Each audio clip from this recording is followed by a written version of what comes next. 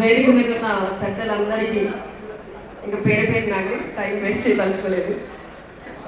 ఇక్కడికి విచ్చేసిన నాయకులకు, కార్యకర్తలకు, పెద్దలకు, మేధావులకు, మీడియా మిత్రులకు అందరికీ నమస్కారం అండి. మరి ఈ రోజున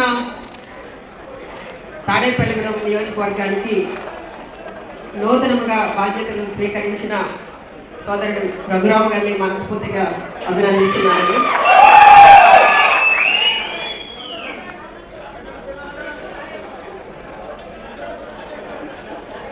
మీరందరూ కూడా తాడేపల్లిగూడెం నియోజకవర్గానికి సంబంధించిన నాయకులు, కార్యకర్తలు అందరూ కూడా చాలా ఉత్సాహంగా, మరి నేను బయట నుండి వస్తుంటే అక్కడే మీటింగ్ ఏమో అనుకున్నాను.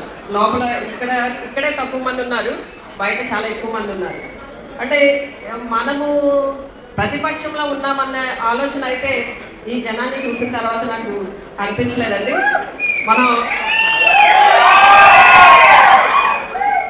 నిజంగానే ఈ రోజున మన ప్రతిపక్షంలో ఉన్న ఈ కూటమి ప్రభుత్వం అధికారంలోకి వచ్చిన తర్వాత మన నాయకుల్ని, కార్యకర్తల్ని, ముఖ్యంగా సోషల్ మీడియా కార్యకర్తల్ని, అలానే ఈ మధ్యకాలంలో మరి మాజీ ఎమ్మెల్యేలని, మాజీ మంత్రుల్ని కూడా మన పార్టీకి సంబంధించిన వాళ్ళ మీద లేనిపోని అక్రమ కేసులన్నీ పెట్టి వాళ్ళని ఇబ్బంది పెట్టి మరి జైల్లో పెట్టించాలి లేదా పోలీస్ స్టేషన్ చుట్టూరు తిప్పించాలని ప్రయత్నం చేస్తున్నారు కాదు, చేశారు. అలానే ఇంకా మిగిలిన రిమైనింగ్ టైం కూడా అదే పని మీద ఉన్నారు. ఈ రోజున వాళ్ళకి అధికారం ఇచ్చింది ప్రజలకి మంచి చేయడానికి అనే ఆలోచన మర్చిపోయి మన మీద కక్ష సాధింపుగా ఎంతసేపు కూడా వైసీపీని టార్గెట్ చేయడం, వైసీపీ నాయకుల్ని, కార్యకర్తల్ని టార్గెట్ చేస్తూ, అలానే ఈ పార్టీ అంటే వైసీపీని ఏదో తుదిముట్టించేయాలి, పార్టీ లేకుండా చేయాలి అనే ఒక కాన్సెప్ట్ పెట్టుకుని ఏదో రెడ్ బుక్ రాజ్యాంగం అంటే ఏదో కొత్తగా మరి అంబేద్కర్ రాజ్యాంగాన్ని పక్కన పెట్టి ఏదో కొత్తగా రాజ్యాంగం రాసినట్టు మాట్లాడుతూ వాళ్ళు రకరకాలుగా మాట్లాడుతున్నారు. అంటే ఎంతసేపు కూడా పరిపాలన అనేది లేకుండా, వాళ్ళు ఎన్నికలకు ముందు వాళ్ళు చేసిన వాగ్దానాలు ఏవైతే సూపర్ 6 అనేవి ఉన్నాయో అవి నెరవేర్చేశామని చెప్పి ఏదో అనంతపురంలో సక్సెస్ మీట్ పెట్టుకోవడం.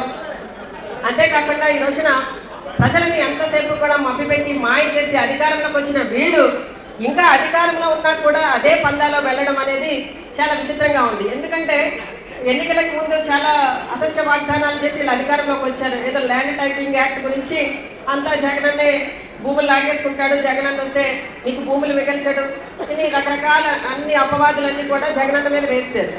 మరి ఇప్పుడు వాళ్ళు చేస్తున్నది ఏంటి? జగనన్న స్టార్ట్ చేసిన రీసర్వేకి సంబంధించిన పాస్ పుస్తకాలు ఇప్పుడు వాళ్ళు ఇస్తున్నారు. మరి మొన్నటి వరకు కూడా వాళ్ళు ఏం చెప్పారు? ఆడబిడ్డ నిధి, ఒక ప్రతి ఇంట్లో కూడా 18 సంవత్సరాలు నిండిన మహిళలు వాళ్ళకి నెల 1500 ఇస్తామన్నారు. 2 సంవత్సరాలు కావస్తున్నా కూడా ₹1 ఇచ్చింది లేదు. నిరుద్యోగ భృతి అన్నారు, లేదు. ఉద్యోగాలు అన్నారు, లేదు. ఏది చూసినా కూడా వాళ్ళు చేసింది ఏమీ లేదు. కానీ ఏదో అన్నీ చేసేసామని చెప్పుకునే పరిస్థితిలో వాళ్ళు ఉన్నారు. అంటే ఎందుకు ఇవన్నీ వాళ్ళు మాట్లాడుతున్నారంటే ఏదో సంపద సృష్టిస్తామన్నారు కదా, అది సృష్టించలేకపోయాము, చేసిన అప్పులతో మేము జలసాలు చేసుకుంటున్నామని చెప్తే బాగోదు. కాబట్టి ఈ విధంగా వాళ్ళు మాట్లాడడం నేర్చుకున్నారు.